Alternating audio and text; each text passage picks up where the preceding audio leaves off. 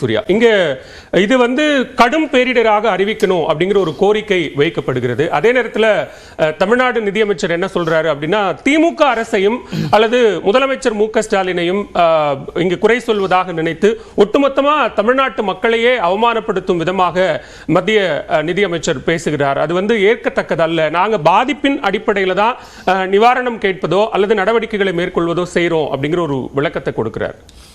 இந்த இன்ஸ்டிடியூஷன்ஸை குறை சொல்வது என்பது பாஜகவோ பாஜகவில் இருக்க யாருமோ ஆரம்பிக்கவில்லை.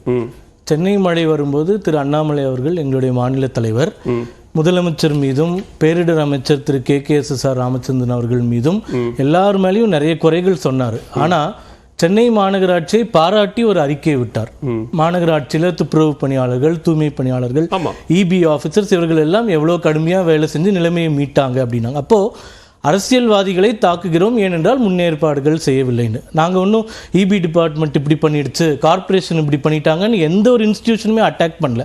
ஆனால் இவங்க முதல் நாள்லேருந்து என்ன பண்ணுறாங்க, இந்திய வானிலை ஆய்வு மையத்தை அதை அவங்கள சிங்கிள் அவுட் பண்ணிட்டு அவர்களை தாக்கி கொண்டே இருக்கிறார்கள். எந்த அளவுக்கு தாக்குதல்னா, IMD வரலாற்றிலே இல்லாத அளவுக்கு முதல் முறையாக ஒரு பத்திரிகை செய்தியை வெளியிடுகிறது. என்ன வெளியிடுறாங்க, நாங்கள் எவ்வளோ எக்யூப்டாக இருக்கோம், இந்தியாவிலே advanced metallurgical department regional office இயங்குறது சென்னையில் தான், நாங்கள் மிக சிறப்பாக கணித்து வருகிறோம், இஸ்ரோவுடன் சேர்ந்து எவ்வளோ முயற்சிகளை செய்கிறோம். சரி, கடைசியில் என்ன சொல்கிறாங்க, இந்நிலையில் ஆக்கப்பூர்வமான விமர்சனங்களுக்கு பதிலாக சென்னை வானிலை மையத்தை இலக்காக வைத்து செய்யப்படும் விமர்சனங்கள் அர்ப்பணிப்புடன் இயங்கும் தமிழக வானிலை மைய பணியாளர்களை புண்படுத்தும் விதமாகவும் நமது இந்திய தொழில்நுட்பத்தை இழிவுபடுத்தும் விதமாகவும் உள்ளது. அத்தகைய தவறான விமர்சனங்களை தவிர்க்குமாறு அன்புடன் கேட்டுக்கொள்ளப்படுகிறது. இவங்க பிஜேபி, ஒரு நிமிஷம், இவங்க பிஜேபிக்காரங்களா? இவங்க யாரு? இவர்களை தொடர்ந்து ஏன் தாக்குகிறீர்கள்? எந்த நாட்டிலங்க இந்த இடத்துல இவ்வளவு சென்டிமீட்டர் மழை பொழியும் சொல்ல முடியும்? அப்படி சொல்லணும்னா சயின்ஸே தேவை. சயின்ஸ் அதோட முழு பூர்த்தி அடைஞ்சிருச்சு. இப்ப நாளைக்கு நான் சாவ போறேன்னு எனக்கு எப்படி தெரியும்? அது தெரிஞ்சிருச்சுன்னா அப்புறம் என்ன வாழ்க்கை? மழை அதிகமாக பெய்யக்கூடியதுதான் எல்லாருமே சொல்லக்கூடிய ப்ரெடிக்ஷன்ஸ். இப்போ 124 mm அதிகபட்சமா பெய்யும் அப்படின்னு சொல்றாங்க. இப்போ இவங்க இங்க நான் ஒரே ஒரு இடைமறிக்கல. இப்போ என்னன்னா, இங்க இருந்து இந்த குற்றச்சாட்டு ஏன் எழுகிறது அப்படின்னா, தொடர்ச்சியாக மத்திய அரசு தரப்புல முன்னேற்று பேசின நிதியமைச்சர் உட்பட இங்க பேசக்கூடிய நீங்க குறிப்பிட்ட பாஜக மாநில தலைவர் உட்பட எல்லாருமே நாங்க முன்கூட்டியே சொல்லிட்டோம், முன்கூட்டியே மத்திய அரசு IMDயை அறிவித்து விட்டது, முன்னெச்சரிக்கை கொடுத்தாகி விட்டது அப்படின்னு சொல்றதன் காரணமாகத்தான் இங்க இருந்து அந்த குற்றச்சாட்டு எழுந்தது. அது ஈவன் முதலமைச்சர் உட்பட அமைச்சர்கள் உட்பட எல்லாருமே சொன்னதுக்கான காரணம், 12ஆம் தேதியே முன்னெச்சரிக்கை அறிவிப்பு வந்தாலும் கூட எதிர்பாராத அளவுக்கு, வரலாறு காணாத அளவுக்கு ஒரு 95 சென்டிமீட்டர் மழை பொழிவு அப்படிங்கிறது நிச்சயமாக மிகப்பெரிய ஒரு இயற்கை பேரிடர், அதை கடும் பேரிடராக கன்சிடர் பண்ணணும்னு கேட்கிறாங்க. அதுக்கு தான் பதில் சொல்றேன். நான் என்ன சொல்றேன்னா, இந்த கடும் மழை பொழியும்னு 16ஆம் தேதி 124 மில்லிமீட்டர் பெய்யும் அதிகபட்ச மழை பெய்யும்னு 12ஆம் தேதி இந்திய சென்னை வானிலை ஆய்வு மையம் தகவல் சொல்லுது. இப்போ இவங்க சொல்ற மாதிரி அவங்க எந்த தகவலும் சொல்லாமல அவங்க ட்விட்டர் பேஜ்ல நீங்க போய் பார்த்தீங்கனாலே 1 மணி நேரத்துக்கு ஒரு தடவை எல்லா அப்டேட்ஸும் கொடுத்துட்டு இருக்காங்க. குறிப்பா அந்த சமயத்துல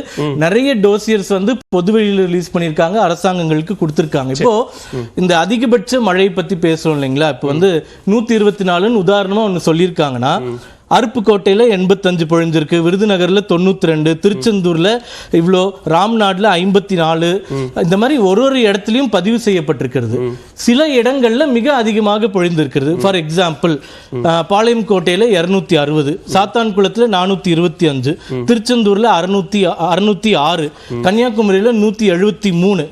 இந்த மாதிரி இப்போ 100 இடம் இருக்குன்னா அதுல 90 இடம் இவங்க ப்ரெடிக்ட் பண்ண 124க்குள்ள தான் இருக்கு. 10 இடத்துல 300, 400, 500ன்னு போயிடுச்சு. இப்போ வானிலை ஆய்வு மையம்னா அந்த பகுதிக்கு ப்ரெடிக்ட் பண்ண முடியுமே தவிர பாளையம் கோட்டையில் எவ்வளோ, கோவில்பட்டியில் எவ்வளோன்னு எந்த நாட்டுல எங்க ப்ரெடிக்ட் பண்ணியிருக்காங்க இதை? இப்போ இதை IMD, ஒரே நிமிஷம் முடிச்சிடறேன். IMDயை முதல்ல நீங்க அரசியலுக்குள்ள ஏன் கொண்டு? இதுக்கு முன்னாடியும் நிறைய பேரிடர்கள் வந்திருக்கு, புயல் வந்திருக்கு, மழை வந்திருக்கு, அப்பவும் ப்ரெடிக்ட் பண்ணியிருக்காங்க. அதோட அதிகமா மழை பொழிந்திருக்கு. என்னைக்காச்சும் யாராச்சும் வானிலை ஆய்வு மையத்தை டார்கெட் பண்ணி அங்க நீங்க செஞ்சு தரல? இவங்க சொல்றாங்க, வட தமிழ்நாட்டில் 2 டாப்லர்கள், தென் தமிழ்நாட்டில் 3 டாப்லர்கள், இந்த அளவுக்கு அட்வான்ஸ்டா இந்தியாவில எங்கேயுமே கிடையாது இந்த வானிலை மையம் அப்படின்னு அந்த வானிலை மையமே ரொம்ப டீடைலா எவ்வளவு மழை பொழிஞ்சுச்சுன்னு சொன்னீங்க. 21 சென்டிமீட்டருக்கு அதிகமாக பொழிந்தால் அது அதி கனமழை தான், அது ரெட் அலர்ட்டுக்கான எச்சரிக்கை தான் அப்படின்னு சொல்லும்போது அது 95 வரைக்கும் பெஞ்சாலும் அது ரெட் அலர்ட் தான். 95 மழை பெய்கிற போது பாதிப்பு ஏற்படாதா? அந்த பாதிப்பை எதிர்கொண்டாக வேண்டிய ஒரு கட்டாயம் உருவாகாதா? அதற்கு தான் பேரிடர்னு சொல்றாங்க. நம்ம மாநில அரசு கேக்குது, அதை கடும் பேரிடரா அறிவிங்க அப்படின்னு மாநில அரசு கேட்கக்கூடிய கோரிக்கை அதன் அடிப்படையில் அவங்க சொல்லிட்டாங்களே தேசிய பேரிடர் ஒரு அது தேசிய பேரிடர் சொல்லாடலோ வழக்கமோ இல்ல, கடும் பேரிடர். வானிலை ஆய்வு மையம் கடும் பேரிடர். நான் இன்னொரு கேள்வி கேட்கிறேன். நான் தமிழக அரசாங்கம் ஜூன் மாசம் 32 கோடி ரூபாயை செலவு செய்து இவங்க எப்பயுமே திட்டிட்டு இருக்கக்கூடிய உத்தரப்பிரதேசத்தை சார்ந்த இன்ஜன் டெக்னாலஜிஸ் பிரைவேட் லிமிடெட் அப்படின்னு சொல்லிட்டு ஒரு இடத்துல 100 ஆட்டோமேட்டிக் வெதர் ஸ்டேஷன்ஸ் வாங்கி நாங்க வானிலையை ப்ரெடிக்ட் பண்ணிடுவோம் அப்படின்னு இது கவர்மெண்ட் ஆர்டர் ஃபண்ட் ரிலீஸ் பண்ணதுக்கு இது இவர்கள் கொடுத்த பத்திரிகை செய்தி. இப்ப நீங்க இவ்வளவு செலவு பண்ணி 32 கோடிக்கு வாங்குனீங்கல்ல, இந்த மழையில எதை கணிச்சிங்க? நீங்க ஒன்னாச்சு கணிச்சிங்களா? அறிக்கை கொடுக்க முடியுமா? இந்த இது திமுக அவர்கள் கொடுக்குற. இன்னொன்னு அண்ணன் சொன்னாரு, நீங்க ட்ரெயின் கணிக்க தவறிட்டீங்க, இல்லைன்னா ஒரு ட்ரெயின் போயிருக்குமான்னு கேட்டார் இல்லையா? சைக்ளோன் வரும்னு வானிலை ஆய்வு மையம் கொடுத்த தகவலின்படி சென்னைக்கு வரக்கூடிய 118 ரயில்கள் முன்னாடி நாளே கேன்சல் பண்ணிட்டாங்க, நாளைக்கு சைக்ளோன் வரும்னு.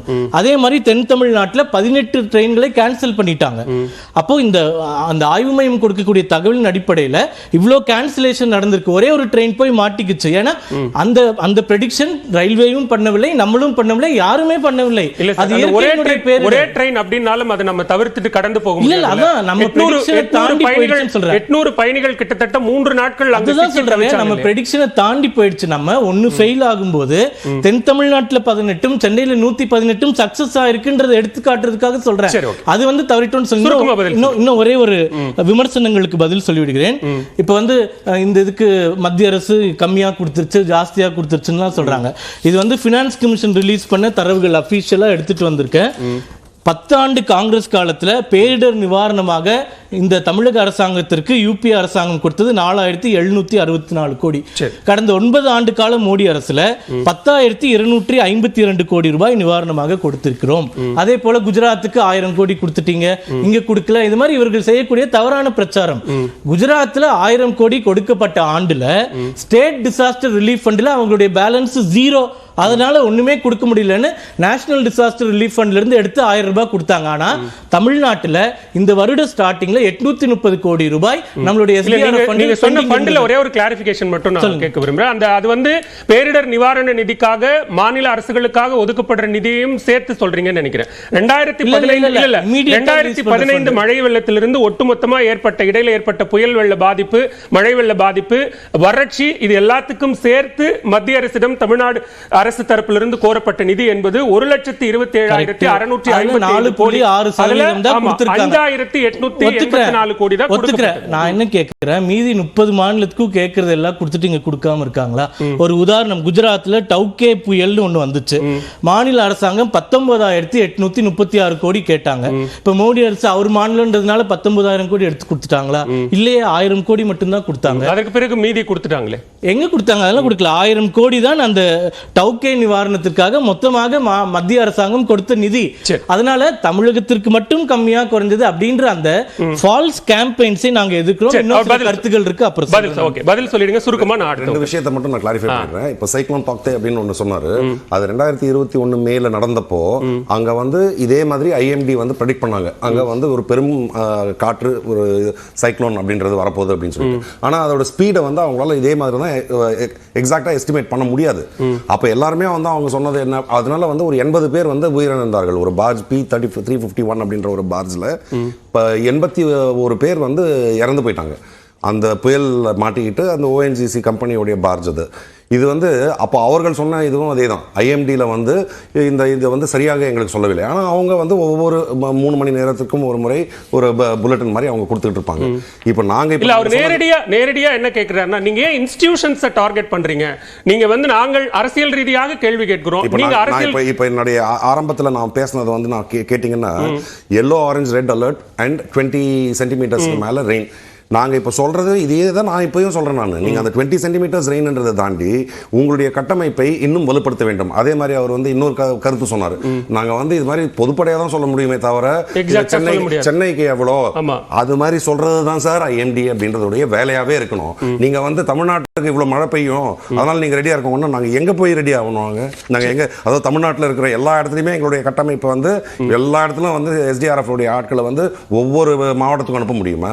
எந்த மாவட்டத்தில் எங்கே பெய்ய போகிறது அப்படின்ற அளவுக்கு நீங்க வளரணும் அப்படின்றதுக்காக தான் நாங்க ஐஎம்டிக்கு நாங்க வந்து ஐஎம்டியை நாங்க குற்றம் சொல்லவில்லை. அது கட்டமைப்பை மேலும் வலுப்படுத்த வேண்டும். இப்போ நீங்க வந்து வெஸ்டர்ன் கண்ட்ரீஸ் எல்லாம் பாத்தீங்கன்னா அவர்லி அது ஒரு கிளைமேட் எப்படி இருக்கும் அப்படின்றத வந்து ப்ரெடிக்ட் பண்ணுவாங்க. அதே போல இந்த பர்டிகுலர் ஒரு டிஸ்ட்ரிக்ட்ல இந்த பர்டிகுலர் இடத்துல வந்து ரெயின் வந்து இந்த சிவியரிட்டி இருக்கும். இது வந்து எப்படின்னா டெக்னாலஜி, அதுக்கு நீங்க இன்வெஸ்ட் பண்ணணும், அதை செய்ய வேண்டும் அப்படின்றத தான் நாங்க வந்து ஐஎம்டி கிட்ட, அதாவது ஒன்றிய அரசாங்கத்திடம் சொல்வது ஐஎம்டியை இன்னும் பலப்படுத்துங்க, இன்னும் மேலும் கட்டமைப்பை அதிகப்படுத்துங்கள்.